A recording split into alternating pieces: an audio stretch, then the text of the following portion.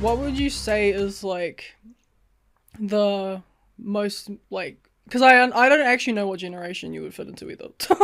I'm not sure if it's I think it would be Gen Z. Gen It Z. would be I'm Gen Z. pretty sure I'm Gen Z. Yeah, it would be Gen Z. So from someone that is in Gen Z, what do you like? Is it anything you could say about your generation that kind of sums up the generation? Like an opinion or Like my opinion, yeah. 'cause I'm Okay. pretty sure everyone has one, but Oh, okay. they I do. differ. They differ. Well, my opinion is that this generation, a lot of them are actually quite lazy. I mean, they might have some sort of creativity in themselves, but they don't put it to use. And there are a lot of them that like to do trades and they want to get a job, but there's not many jobs and there's a lot of laziness around this generation. Previous generation would probably worked harder than this generation now, because all we rely on now is devices and technology to help us do stuff, and AI and all that. Whereas you had more hands-on previous generations, more harder working, practical. Yeah. But now it's just handed to them basically, and so we don't know what proper work would be. Yeah. Yeah. It's almost kind of like you're being set up, basically. Set up to fail. Well, yeah, you're being set up. Whether it's by the government, by society, it's kind of like, I couldn't imagine going through high school now, like as to when I did go through, even though there was probably like, I don't know how many years in between. Probably, I would say probably like roughly 5 or so. I don't know. Or maybe 3 or 4 years. But just hearing like what it's like for people that are still in school now, I'm just like I can't fathom that. I can't fathom that. And I don't know if that's a universal thing or if that's just like different depending on the country. But yeah, just the way that our like high school is run. A lot of it is just like, well, I feel like they need to teach more like business strategy or even just knowing how to live as an adult. Yeah, live Because a lot of people don't know. They're just like, I've spoken to like people younger than me these days, and they like I had this one individual come up to me and they were like trying to apply for a job, and they were they were like, how do I sign up to work here? And I was like, what? Ah, yeah. I was like, what? What are you talking about? And they're like, how do I? And I was like, you mean, how do you apply for a job? And she's like, yeah. And I was like, well, do you have a CV? They're like, no, I'm not really sure what that is. And I was like, see, there's like a lot of, people that just don't even, they have no idea what they're doing. But either their parents are like, well, you're going to have to get a job or something like that. If they don't have that support, it's kind of like, I feel like that's the thing, like a lot of, because like basically like my generation and the generation just below me are the new parents, so it's kind of like like they're the parents that you're dealing with now, and it's like, are they going to put the time into their kids? Not saying that like every generation has their like sloppy parents, like it all depends on the individual, but I just feel like I see it more often than not. Like now it's just like they have no idea. Yeah. Like the work ethic isn't there. They don't know what to do. They're just kind of reliant on everything. And yeah, that's what's gonna like be the downfall, I feel like. Especially for our country, because they're not trying to help. They just define it as you said, like as lazy, which is like, yeah, it is lazy. Yeah. But it's not necessarily their fault, because if they don't have anything to go towards, it's like, well, they're going to be lazy. They're gonna be lazy. They're just gonna have that mentality. Oh, there's nothing out there for me. Like I can't do what I want to do. So kind of just leads that way. Yeah, but it's also like the options for work. There's not many options because this country is mostly based around farming, and it's like you don't get many opportunities in like the creative industry, like with art and filming. I mean, we're New Zealand is good with filming, but we're on the map for that. Yeah, but actually getting jobs, to do it, just getting a job. Yeah, in that industry is pretty hard. I mean, yeah, more often than not, like people will probably like pick up a job in another country, but they'll find that they're working for New Zealand or they're working for like another company. Yeah. because like yeah, actually trying to get into the workforce of what your country is known for Yeah. is actually really difficult. And it's just like Yeah. it's just also like back in high school, Mm. they don't have any opportunities for other subjects. Mm. Like, I mean, I suppose they couldn't teach them, but like if with work experience, you had to just go to that work placement, but it depends on the people there. Yeah. Will they give you the proper work, or they just like, oh, just do this, and you don't get the actual training, and also like not many opportunities to do other jobs besides just a few things like Yeah. barista or Mm. techie, but it's just like nothing else. Yeah. It kind of sucked. Yeah, It it's was all hard. like customer service based. Yeah, Basically. customer service. Yeah, or like working in like stock or which I mean, like, because stock, like working with stock is a little bit different to customer service because you're not, like, your customer's not right in your face. Yeah. And you're mainly just working with the product, Hmm. which can help for people that are more introverted, Yeah. I guess. But, like, but then you're working grueling hours because you'll be Yeah. working, like, early mornings or late, or, like, you'll be working late into the morning or start early. And, yeah, it's just stuff like that. It's really grueling. And it also depends, like, you'd probably be on minimum wage, Yeah. like Yeah, that because sort of thing. yeah. And with inflation, it's the just cost like, of living as well. yeah, all of that. I mean, because like our country sucks because of our government. Like, yeah, and also because of the people that believe in the government. I mean, yeah. yeah, You'll find that like there will be similarities in that with other Yeah. people around the Yeah. world too. Like it always kind of goes back to that, but then Mm. you can't. Like I don't like blame everything Yeah. on that because I'm like, well, I'm still an individual and I can still. because you make your own choices. Yeah, you can make your own choices. So like on that note, like what is something that you want to do or want to be, or like what if it was up to you? If it was up to me, Yeah. so that's a very good question. If it was up to me, well, like what do you mean by if it was up to me? Well, like because I believe that everyone is kind of like the master of their own Yeah. path. Oh, yeah, So like what would you, if you wanted to be something or work as something, what would you choose? I mean, yeah, because trying to look for a job, it's I don't know, it just seems unrealistic to me because I don't know what the opportunities out there, and also I don't have the skills for those trades because Yeah. I'm not interested in them at all. Yeah. Just none of them. I'm only more interested in like just the creative industry, Yeah. and I've always wanted to I don't know, just try to create my own video game. Mhm. And I've always wanted to just go and just study coding and also animation, but on top of that, acting is something I've looked into. I like the acting industry, Yeah. and it's not because people like not a lot of actors like to do acting because it's for passion, but also there's some that also want to do it for money. Yeah. But I'm not that person, obviously, Yeah. because when you're someone that's creative, it's more or less you want to do it because you're passionate about it and you want to show people your skills and what you're capable of. Yeah. Yeah. So I want to show people what I'm capable of. You want to make your Yeah. mark, basically, like be like, well, this is me. Yeah. This is what I can do. This is And what I don't. Yeah, it doesn't matter about being famous. Yeah. Anything popularity. Yeah. Just matters about just at least being recognized. Yeah. Yeah, I'm kind of the same in that respect. Well, not like I don't do things to be like recognized or anything like that. I kind of just have like these kind of like creative urges, and I'm Yeah. like, well, I have to make this or I have to do this. Yeah. Because I just feel like it's what I'm supposed to do. Like, I don't, yeah, there's no way I'm really describing it. And I don't know if it's because it's to do with being neurodivergent, because you're also neurodivergent. Well, pretty much like all of, like all stems from the family. But I feel like, yeah, that creative aspect is kind of like you feel the need to do something, but then it's like actually getting out there and doing it, which is difficult. Yeah.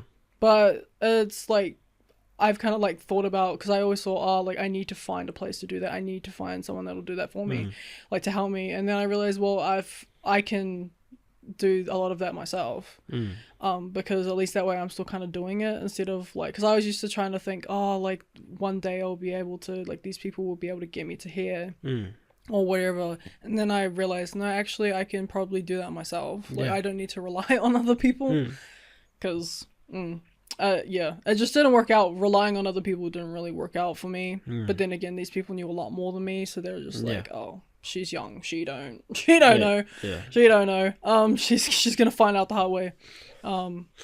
Yeah, which I did, but I feel like I'm that kind of person that is still very much in their comfort zone, even though I've done a lot of stuff that I've never done before, like this included.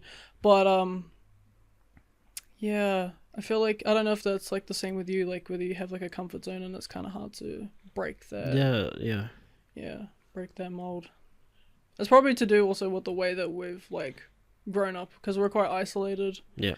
Like it'd be different if you were like and like grew up with like being in like groups with like school or something, or you had like a after school activity, something like that would be able to kind of get you more like around other people that you weren't like living with and stuff like that.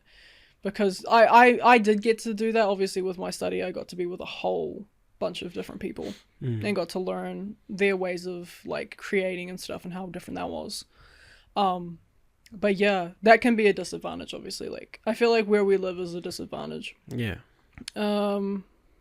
it's just, I mean, not like, obviously I do prefer, like I like living where it's quiet and that, but then you just lose the opportunities. So it's like maybe you have to live in the smack bang of somewhere and in order to get those opportunities. Because we were talking about video games, so like because you like that, but do you have like any specific video games that you like or that you think other people should know more about?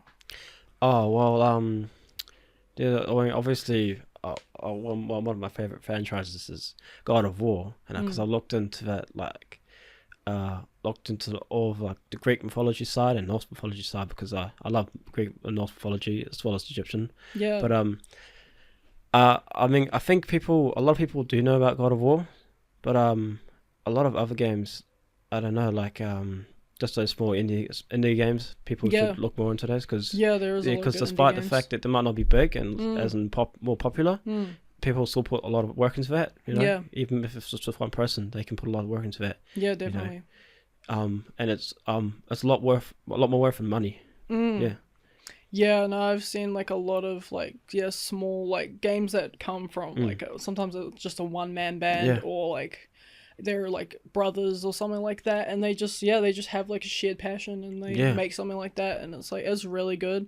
And then sometimes you'll have like big companies that come out with something and it's like, well, that's like half-assed. Like, it's like that's what? Right. Yeah, because it's like you have all these people under your belt and this is what you came up with. Like but that usually happens like because especially when you're able to create without the pressure of like a big company looming over you, these people are just like, we have an idea, we're gonna roll with it. Yeah. And it turns out really good. Like some will like, it'll be like, oh, they need to work on this or that. But then they'll say, well, it's my first game. I was like, well, hey, like that's really good. Yeah. Like despite the fact that it's your first. Yeah, I haven't really, I think I may have played a few like story driven games that were done by like indie gamers. And they were actually really good because they had mapped out the story really well. And the interactive side of it was really good. Yeah, and then I've played games by like big companies, and sometimes I'm like, I don't know if that was worth my money, or just like, did I just waste my money? And then there's obviously some that it's like, like God of War, for example. It's a very because it's got the like it's Norse and Greek. Yeah, so it's like the combination of the two, right? Yeah, because it's got that element behind it too. You've got like people that are like already, like, you as well, I suppose, are already fans of the mythology. So that kind of helps loop that in. Although they actually get real creative with it, because of like the whole like Loki thing and stuff. They get real creative with it, and it's kind of like they just went on their own little tangent. Yeah. Not caring about what is actually canon or whatever, because it technically is mythology. Like, mythology does have canon events, absolutely, but it's kind of like, well, they can take what they want with it. They can do what they want with it. So I think that's why I kind of like I've played the first one, I think, or is it the second? How many games are there? 3? Well, there and the North Myth side of it is there's two of them. So there's just God of War and God of Ragnarok. Oh, that's right, Ragnarok. There's actually So I played the first one. There's actually I think at least 8 entries in this franchise. Yeah. Because there's like quite a few in the Greek side of it. Obviously they were because God of War first one in the North side was 2018. Yeah. But first debuted in like 2005. Okay. So the graphics were all right then, but the story I liked the story. Yeah. Behind it. Obviously games take quite a while to make. Yeah, that's something people need to take more into account. take years. GTA 6. I was like, GTA 6. Oh, yeah. wow. Yeah, they need to take that more into account. But I suppose because it's a sort of a big game. Yeah. And they've got to have a big team to make something like that. Yeah, and also if it has multiplayer elements, that's like that's going to be hard to, and online too. Also that, and like just by looking at the trailer, they're going for that realism, and that's gonna take an insane amount of detail. And time. Yeah, because it's a big. When you look back at GTA 5, it's a huge jump. Yes. Like you kind of like don't, because if you're used to GTA 5, you're like, oh yeah, I can live with these graphics. And then you look at the GTA 6 trailer, and you're like, oh my god, that's so shit. Like GTA 5 is so shit. But obviously it came out at a certain time. But then you look and you're like, oh okay, yeah, they're really going all out with that. I'm trying to think what other. I feel like I've seen another game that was kind of like really heavy on the realism. I can't remember, but a lot of games that do that are like motion cap because that helps, with the movement and that. Yeah. And some people think that will take less time, but I was like, it is a bit more cost effective in terms of time, but it is more expensive. And I'm just saying from what I know, like I don't actually know the full degree of what they go into for that. Yeah. But a lot of it's easy to pick up on. You can like see a game and be like, that's definitely motion cap because of just how fluid the movements are, the expressions. You're like, there's no way that. I mean, if that was fully animated from scratch, that's insane. But there's no way. Yeah, but is there any other games that are kind of like that for you, like God of War kind of element? But well, obviously it's Assassin's Creed. Assassin's Creed. Yeah, absolutely. Assassin's Creed is amazing. Yeah. But I was thinking though, obviously, when someone's making a game like that and they've put a lot of money into it, they obviously they expect to get back even more because more profit because of what they made. Yeah.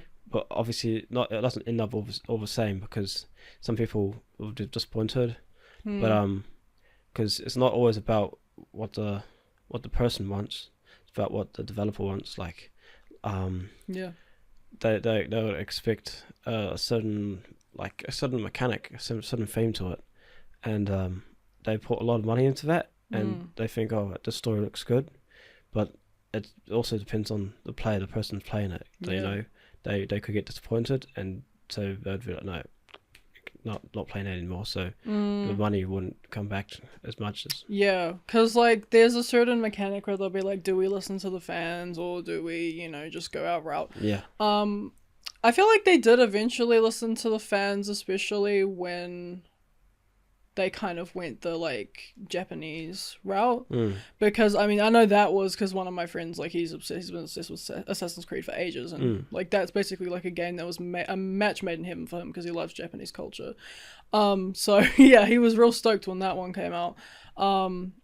And I saw that there were a lot of mixed reviews because some people were like, why are you even bothering with this? And I was like, well, if you look in the history, they go through different like mythologies or different cultures. They it's kind of the thing that backs it.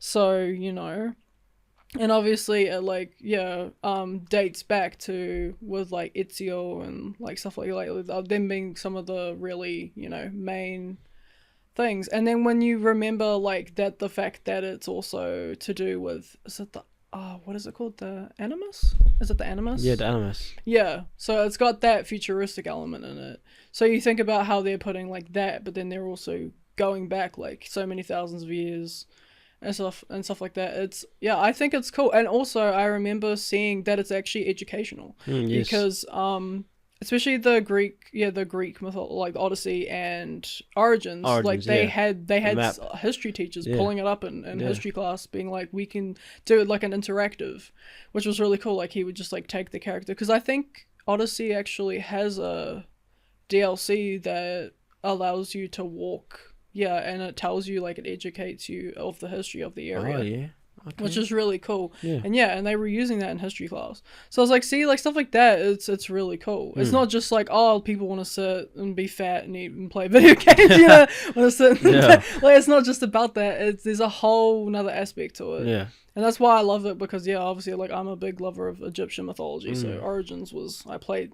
That's actually the only Assassin's Creed game besides Brotherhood that I've played all the way through. Because it's just play all the main stuff. Yeah. On the topic of Greek and Norse mythology, do you have like a favorite story? A favorite story. Well, there's quite a few stories. Yeah, There's a lot of there's stories. A lot. There's a lot. And there's a lot of them also. Some of them, like, is different, like outcomes. Like there could be one story. Like let's say Hercules. Mm. There's two ways that he killed the Nemean lion.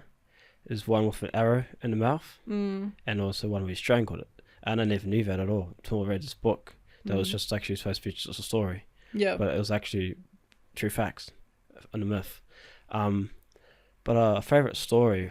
Well, I mean, there is one story in the Greek myth. I forgot his name now, but a certain man, he did something wrong. His wife ate like a pomegranate, which was belonged to Hades, and so he claimed her, but he said to him that he could take her back, just as long as that he didn't look back to see her, Right. and when he did look back, though, she just got taken away again, and she Right. couldn't come back. She couldn't get it back. Damn. Yeah, it's kind of depressing, Yeah. but Yeah, there is a lot of Yeah. whack ones. Yeah. Like, I mean, like both Norse and Greek have like the real tough Yeah. stories and like basically ones that can be made as life lessons. mm, I suppose like the Bible is the Christian like version of that. I Yeah. guess like life lessons or whatever, what have you. But yeah, for me, I have obviously a lot in the Norse ones. Yeah. Like there's especially plenty. the one with like the builder that's meant to be building the wall. Yes. And how Loki like kind of just infatuates the horse, like in horse form, takes it off, and because the builder needed the horse because he Yeah. would cart the material. Yeah, because the And then horse Odin, was stronger and, than Odin and himself. Thor are like, Yeah. "Hey, so how's the wall going?" And he's like, "I can't finish it." And they're like, "Why not? We need it to keep all these other like Jotun and all that out." Yeah. And he's like, "Well, my horse is gone." And he's like, "What?" He's like, "Well, my horse is gone. There's a filly over there that's taken my horse." And he's like, "What the hell?" And then they looked into it and they were like, "Oh, it's fucking Loki again. It's Loki again." Like, yeah. And then but they didn't see him for a while. He had just gone on to live as a horse, and then he had the baby. Well, I Yeah. can't remember what was the baby's name again because I had 8 legs. Yeah, I can't remember the name of the baby, but then that becomes Odin's war horse, right? Yeah. Yeah. So Eight it legs. always goes back to Odin. He's It's like, "I'll pretty- take Yeah, he'll that. take I'll that. take that." I mean, yeah, it's wild, but that's one of my favorite ones. That one and the one where Loki's a fly, literally a fly on Yeah. the wall for I think the dwarf. Is it a dwarf? Or some sort that were meant to be making something for Odin, I think. I can't quite remember how that story goes. Is there like a particular like artist or an album that you think other people need to be aware of? Well, I feel like there's a artist in particular, a huge fan of, Jake. I feel like he's quite well known, but I feel like he needs to be just a bit more known because he's just all his music. I only really started listening to him only like maybe 3 years ago, or it was quite a while ago. But ever since then, all his music, I feel like he just put banger after banger after banger after banger out. Just not albums. Just he hasn't put a lot of albums out. But I feel like people should be more aware of him because his music is just like he can do a lot of different songs like all the different emotions like Yeah. anger, sadness, happiness, and all of that. So he has like a duality. He's Yeah. not just like Yeah. yeah. Like he can he's done a lot of collaborations with a lot of different artists as well, but not like well-known artists. Yeah. Like just artists that are Kind of like more ones that are like in his niche sort Yeah, of thing. Like yeah. yeah. Yeah, Just doing and it not for the yeah, like promo or whatever. He's yeah, just not doing it. just Yeah. because he probably what wants to, Mm. but he's different. Well, his album, some of his albums, his songs like title like "This Is What," and then he goes like something feels like let's say this is what heartbreak feels like, and then there's this is what sadness feels like, but then there's stuff like this is what falling in love feels like, and then this is what falling out of love feels like. So, it's a lot of he's quite artistic too because a lot of visualizers. So songs comes with visualizers like a little tree and it has a little bird that flies in, but it's just him. I'd say it's just him and his brother. So they just works together. He does most of the singing and obviously the music. His brother helps to produce the music with him. Yep. But I don't know. He's for me. He's been my favorite artist for years. I don't know. He's just for me. Ever since I started listening to him, I just can't stop listening to him. That's kind of new for me because I don't know. I know a lot of other artists like The Weeknd and Doja Cat and all of them. I mean, they were good. They're really good for me. They're bloody amazing, because of the talent. But I don't know. Just Jake for me. Well, he was new. He was something different. Yeah. And my favorite album probably one of his only albums. It's just called This Is What. Volume like it just says This Is What, and it's like underscore usually because it just has to fill in like the word like autumn or winter for like volume 1 and 2 his music a lot like just I don't know what's about him, but it's just that he just like it's kind of like hypnotizing. Like it's just all his music's all good, and also what I love about him too is he's never sworn at any of his songs whatsoever. Nothing, no swearing. Yeah. He's quite young too, younger than you. He's I think he would be 24 now. Okay. Yeah. But yeah. Yeah, there's quite a lot of like artists that are like kind of starting younger and younger, which makes me feel older. Yeah. But yeah, like I kind of feel that same way like with Fauzia, like who I've just started like I've been listening to her for quite a while, but now because she's actually becoming an established artist, I was like like each song of hers is just like holy crap, like it's so good. And it has that kind of sense of originality. I don't know if it's the same with Jake, but I imagine it probably is. Does he write his music? Yeah, he does. Oh, he does. Okay. Him and his brother. Yeah. Yeah. So I feel like when you have that element, not like against anyone that has studios and that writing for them, it happens to a lot of artists, but I feel like there's that more like personal connection when you're writing your own music or you're collaborating with someone that you spend a lot of time with or something like that. Because you can feel it in the way the music is executed. You can feel it in the way that they sing it. Yes. And stuff like that. And I think that's what kind of helps sort of grasp it. Because you've got that kind of sense with like Lewis Capaldi and stuff like that. Even though his music is a stark difference from his personality. His personality is way different to his music. Yeah. And he explains that. He's like, well, I'm just writing what I feel at the time. But then I look back on it and I'm like, what the? Like, he's like, what was I on? Like, but that's still, you still get that like kind of real connection. And whether Jake's process is anything similar to that, I wouldn't know, but I can understand where you're coming from in the sense of like where you're just like everything they put out was just crazy, like it's so good in its own way. It's the artist can make good music, but then they can be a completely different person. and they could have a lot of problems going on, and you wouldn't actually know it at first because you'd just listen to music and say, "Oh, it sounds pretty cheerful," but deep down, what they're going through is a lot of shit. Like they could be going through a lot of shit. Like obviously, the weekend. Yeah. I mean, everyone's got demons. Everyone's got demons, and it's pretty out there. But like women was drowning in the bath, eh? Yeah.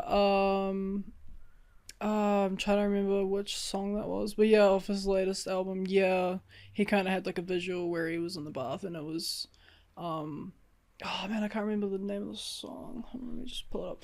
But yeah, and it was, well, because he also had his like film that was, I think apparently was it made before the album?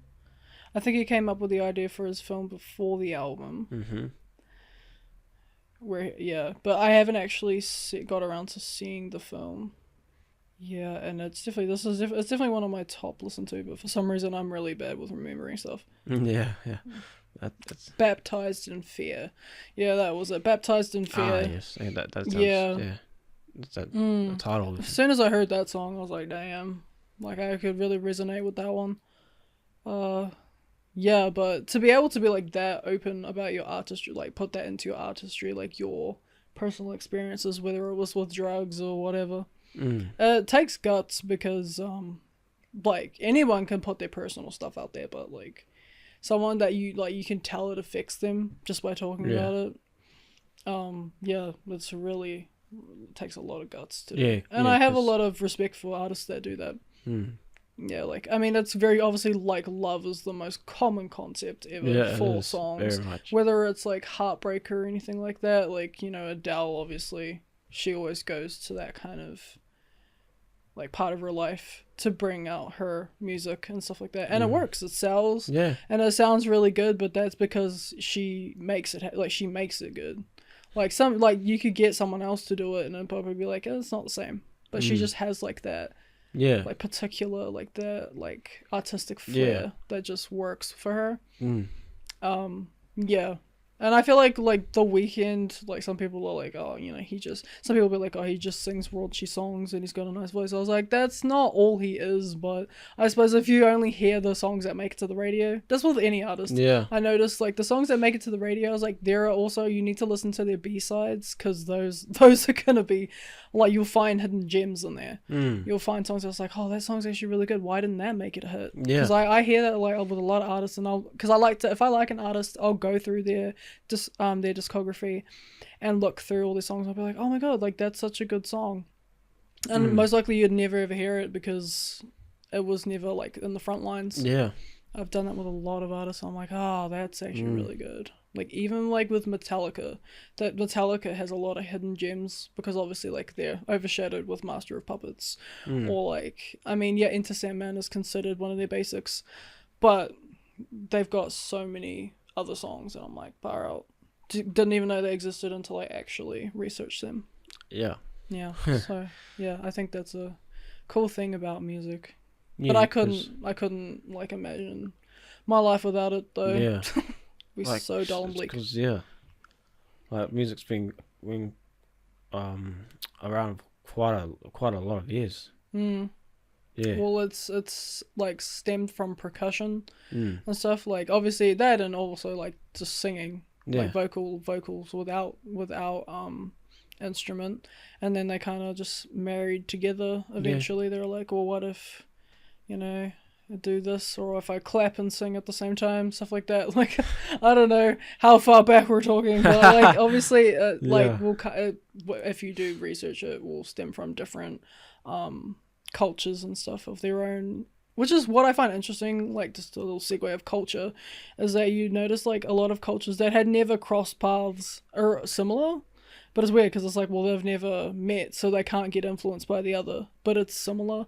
So even with like civilization and how they built things, because I watched like that documentary, I can't remember that guy, I think his name was Graham or whatever, and he was talking about like how different civilizations were like millions of miles away from each other, but they somehow had a similar knowledge of making something, and they're like, how these people have never met, and it was so weird. That, and also like how the like stories of like the flood and stuff. All these like a great flood. They all these different cultures had a similar story. Yeah, they did. And but it's not like they could have said, "Oh, we took this off this, we just stole this from this person," because that's not possible. So I think that's kind of the same with music. Yeah, like a lot of like, but then you have that, they do have that influence. I hear a lot of artists that have said they've become an artist because they were influenced by, or they were like, oh, I want to be like that, and that's that driving passion that kind of gets them to be passion. And that's what always gravitates me towards someone. If I know that they're passionate in what they're doing, it makes it a lot more enjoyable to like experience their work than if they were just like doing it because they felt like they had to, or so it's like, well, that's not appealing to me. Not appealing, It's not. Were there any other artists, or was it mainly just like kind of like, because I feel like, I'm not saying that they're the same, but like Jake and David kind of have like a similar vibe. Is there anyone that's kind of like a complete difference to that, or well, like someone you wouldn't usually conventionally listen to but you do like, or like whether it's like an old band or well, obviously just or like an old singer, like from a different generation maybe. Well, it's K-pop, obviously, like but like it's just a really just a group, really. Like the one person obviously is EXO. I really love EXO's music. Even though they've shrunk down to 8 members, there was about 10 members beforehand. Ever since I first heard the music, which was ages ago, which like obviously sisters playing the music. Ever since I listened to the first song, like one of the first songs I heard was Call Me Baby. That one. I don't know, I thought the music was really good. I thought that was a really good song. And then they just came out with more bangers. And a lot of albums too. But they're fans of sport for choice, I'll tell you that. But it's always like and every album is always like it's like something different. Like not just just the same idea. And even though like a lot of songs will be about relationships, it's just different. Like every song will be different in its own way. Of course, even though I don't understand the language, I can kind of understand it through the way they sing. You can understand through the way they're singing it, and also like if it's a music video, dancing, you can see it through the dancing as well, like because it's an expression. Like music is also an expression. You can understand what they're going through, what they basically. Obviously, it has a message. It's not music should have message. Songs have messages, but behind them, for your songs, for you that completely just don't understand at all. It sound like just total crap. I mean, Obsession, the song Obsession. Well, that's kind of worked out for me. It's worked out for them because it's called Obsession. I'm basically obsessed with it. That's with that song. I just love the I like the bass, like the beat, the instrumentals, like mixed with the singing. Like it's what's also cool about like K-pop or like just groups like them in general is how they can all collaborate together, and they have different skills, like different vocal ranges, and also like there's dancing skills, so they can all like they'll just basically like they're really good at what they're doing, but that's because they're trained to do that too. Intense training, like intense training. They can't, some of them obviously like are basically born dancer. Or born singer, naturally. Natural skill. Good. Natural skill, but it's still. But even despite that, you still got to work hard to make that music video or sing that song, because you've got to find like a kind of like an algorithm. You got to find what works. Like that doesn't work, but then that looks better, so it looks better, or that's not catchy, and that's too deep. It should be a bit higher to go with the music itself. Like it's just all really, part of the creative industry. Yeah. Like people have their different things. They music, art, acting. It's all, but everything. It actually is art, or all of it's just art. Yeah. Yeah, it's an art. Yeah, it's just a different form. Just a different form. Yeah, different name. Yeah, that's alright. Don't mind that. Yeah. Yeah, no, I totally understand that. And I found like with different languages and music, like I feel like it like doesn't matter whether you can understand it or not, because you not necessarily understand it on a like level of language, but you understand it on a level of emotion, and just being able to connect with like the sound and their voices and stuff. Because I feel like it's also a really good way to learn a language, like by listening instead of just like trying to read or trying to write it, like listening to it, because that way you can hear how it's pronounced. You can like, and it's easier to like, music is easier to memorize, right? Like some people might memorize I suppose was it like a like anagram, is it, or a synonym? I can't remember what they call anagram or something. Like some people can memorize like that, but like for me personally, I find it easier to memorize by music or by like a sound. So that's why it was easy, for me to kind of adapt to the language a lot easier. And I especially like, I really love like Spanish or like Arabic. Spanish and Arabic are like two of my favorite languages and I just love hearing it in music. Because it transforms the song basically. But it's even though I don't speak it myself, I still like resonate with it. I still connect to it. So it's definitely like that with K-pop as well, and what some people don't understand. Anime too, like it comes with that. Like they'll be like, oh, but it's like a different culture. Why do you even like that? And it's like, well, they don't necessarily look at it like that. They like that it's different. That's what's captivating, because it's different from what they're used to. It's different to the Western world. Yeah, it is. Because to what's always there. Because you're like brought up with a certain thing, and then you see this and like, I want to see what that is. Like looks different. And you might not like it, but then you also might like it as well. Always try something new. Like be more open to things. Like there's so many people that are just so close-minded. It's like, okay, well, you enjoy your boring life. like who cares? Like if you like it, you like it. Like, because there's actually a lot to do out there, just that a lot of people can't necessarily do that because of held up into something, and like their life. Just it's hard. There's a lot of people that have opportunities to live their life to the fullest, but there's also a lot of people that just can't do it. They can't. It goes back to that mental stability, mental power. Like it all comes into play. Because you might very well have the opportunity, but it's whether you're actually like going to do it. Because you have to tell yourself you're going to do it. Because I mean, in a way, whether you actually say it subconsciously or not, it's like you just you have to convince yourself that you're going to do something. Because I've had lots of opportunities where I'll be like, oh yeah, I'll do that, but then I just won't do it. Like I physically won't, and then so I physically won't do it, and then the desire to do it fades away.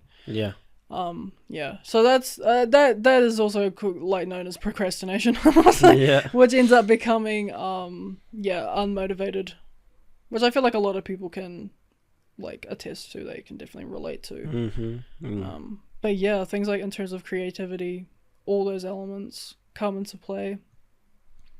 And I think like we both kind of have that connection with creativity, and we have things that like help us. Like I don't think I would know what I do without being creative. Yeah, me neither. I just can't not be creative. I can't. I have to be creative. I have to do something. I can't imagine. I just don't want to just being. I can't imagine being neurotypical where you just do everything at a normal amount, and I'm like, I just like that sucks. I was like, I could not fathom that ever. I've just got to do something. I just want to do it. Like I want to do it. It's just like if you say sit still, just can't sit still. Nah, can't do it. I can't even like sit on a chair properly. Usually, most of the time, like, especially when I'm at my like office desk, I'll be like sitting like in the most weirdest place. I'll be like, oh, no wonder my legs are asleep.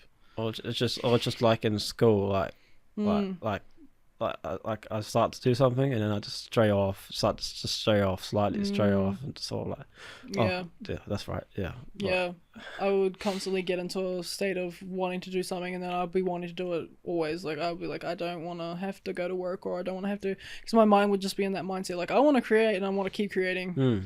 I don't want to have to like do everything. Yeah, because your job, Mm. you're not creating anything. You're just No, I mean it does give me life skills, yeah, but it's life it's skills. like it's but it's repetitive. Yeah. It drains you, and then because it just because it drains you because you do a lot of hours a certain day, and then around the end of the day, your energy is drained. So you want to do some creative, but it's just you just don't have the energy to do it. Well, I just wanted to thank you for coming on my podcast. That's all right. It's all good. Yeah, it was a good conversation. I think I rambled a bit much, but No, that's fine. I mean, feel like I might have hijacked it a little bit. that's all right. I was like, that happens. I was like, I can't, depending on the topic. Just have to talk, Yeah. Don't want silence. Don't be any awkward silence. So. Yeah, I watch heaps of podcasts, lots of them, and I'm like, oh, it's not actually as hard as you think. Which is probably why a lot of people do it. Yeah, because you just all you do is just sit down with a microphone, some recording equipment, and then you just talk. Yeah. Even if it's just talking about stupid shit, you just talk. Yeah, exactly. Whatever floats your boat.